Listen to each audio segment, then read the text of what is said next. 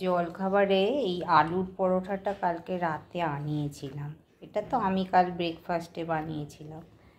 এখানে একজন দোকান করে বউ বর মিলে এত সুন্দর বানিয়েছে। ওর সাথে ধনেপাতার চাটনি দিয়েছিল। এই যে রুটি আছে, বর রুটি খাবে, রুটি বাঁধাকপি। আমি ওই ধনেপাতার চাটনিটা দিয়েই খাবো। ব্রেকফাস্ট আজ কিছু করতে হয়নি। চলো ছাদে যাই, পাখিকে খেতে দেবো। ভাতটা তো ওখানে রেখেছি, সিঁড়িতে রাখা, ভুলে যাই। চলো।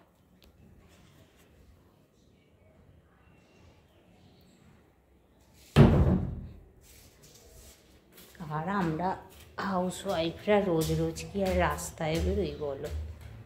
ঘরেরই তো সব কাজকর্ম দেখাই। এই যে এই গাছটাকে রিপোর্ট করব। এটা রিপোর্ট করা হয়নি, কেনা অবস্থায় আছে। এই টবটাকে একটু ভাবছি রং করব, ভালো লাগবে, সাদা রং করব।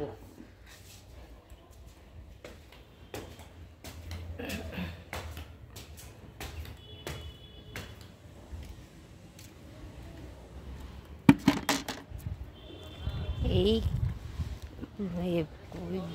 দৃশ্যগুলো প্রায় আমার ব্লগে দেখবে, করি তো রোজই, প্রায় এক একদিন মনে হয় দেখাই। আর এই দেখো, এই গোলাপ গাছটা রোজই তোমাদের দেখাই, এখনো আছে। কুঁড়িগুলো যদি সব ফুটতো দারুণ লাগতো, রংটাও সুন্দর। আর এই যে একটা পঞ্চমুখী জবা হয়েছে, এটার কুঁড়িটা অনেক দিন হয়েছে, বড় হবে কুঁড়িটা, অনেক পাতাও এসছে।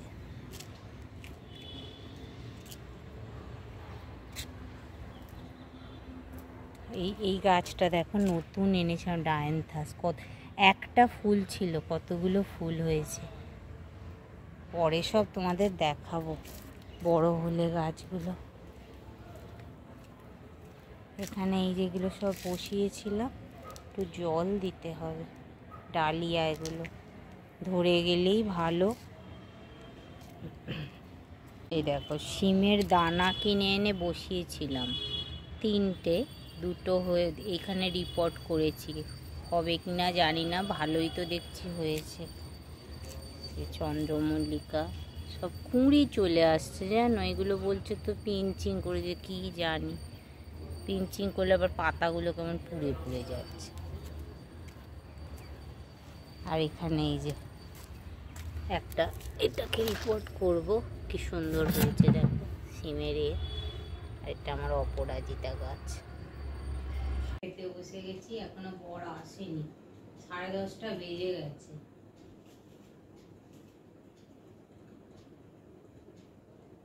প্রথমে 2টো বিস্কুট খেয়ে নিচ্ছি, খালি পেটে তো আলু পরোটা খাবো।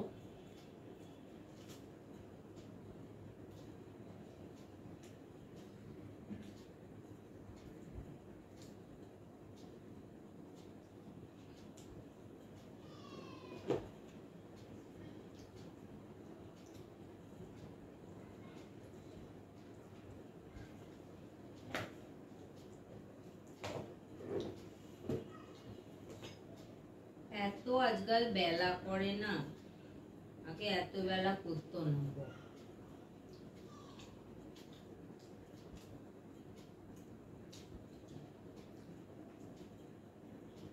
আমার কি বলতো, থাইরয়েডের ওষুধ খাই তো, খিদে লেগে যায় প্রচুর 1 ঘন্টায়।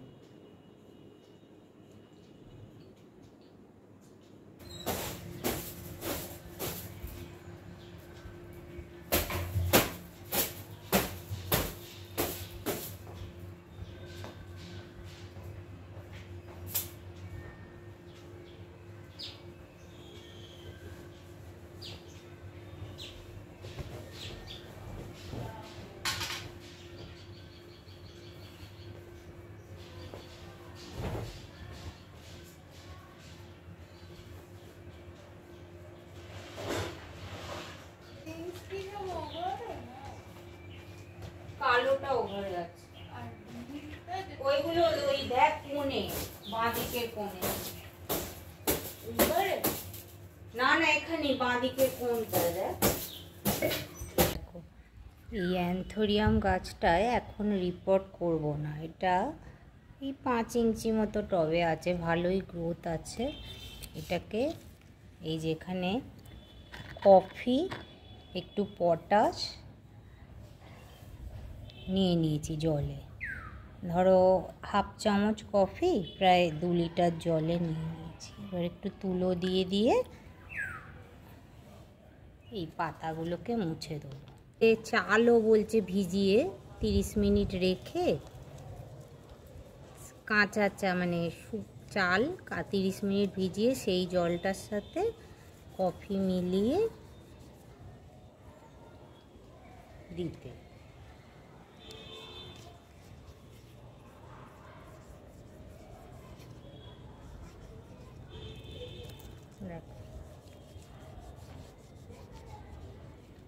এইভাবে ঘষে ঘষে, যেমন আমরা ক্রিম মাখি না ওইভাবে। এগুলো ইনডোরও ঠিক না, আবার মানে কিছুটা তোমার সানলাইটও হাফ, যেখানে কম সানলাইট আসে সেখানে রাখতে হবে, আবার পুরো ইনডোরেও রাখা যাবে না। এগুলো না করলে না পাতা ফাতা শুকিয়ে যাবে, আর এই কালারটা থাকবে না, ফ্যাকাশে হয়ে যাবে। এই যে একটা লাল কালার, এইটা থাকবে না।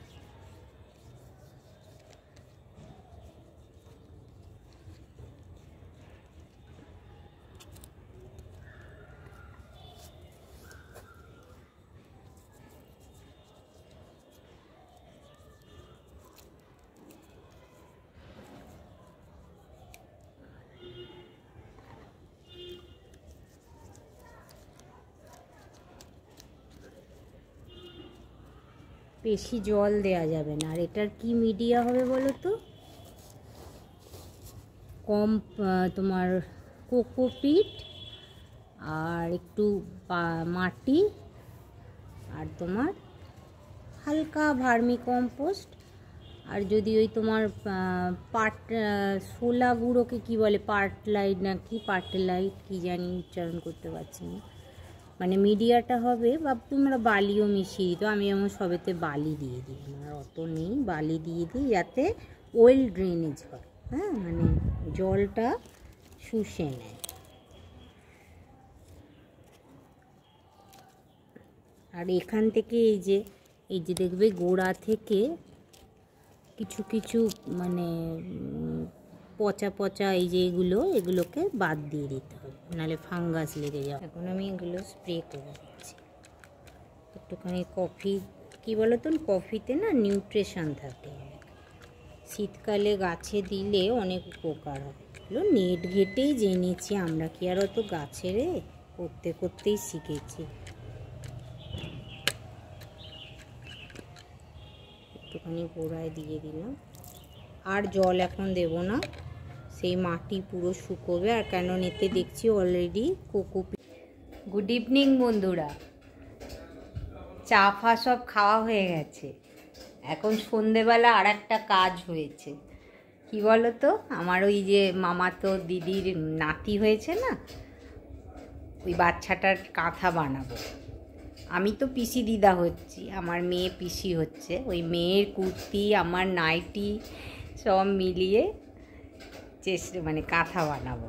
এই যে দেখো মেয়ের এগুলো কুর্তি, বেশি মোটা করবো না, নাহলে কি বলো তো হয়ে যাবে, মানে শুকোতে অসুবিধা হবে। বাচ্চা তো একদম সদ্য হয়েছে, কিছুই না।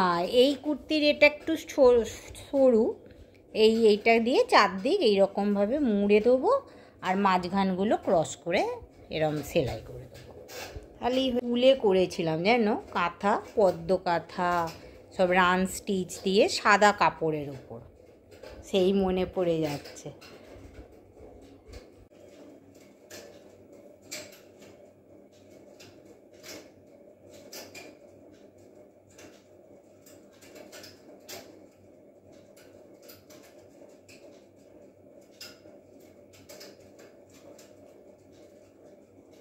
আনন্দ লাগছে।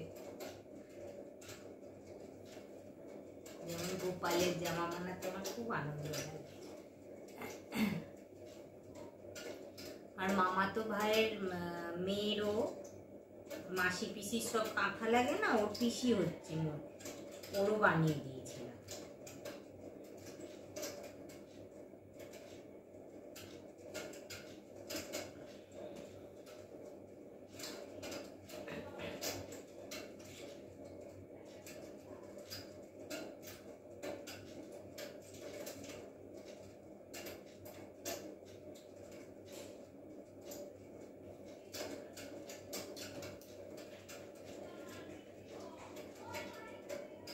প্রথমে তো সদ্য হলে ওই আমাদের সময় দেখেছি কাপড়। আজকের মতো ব্লগটা শেষ করলাম।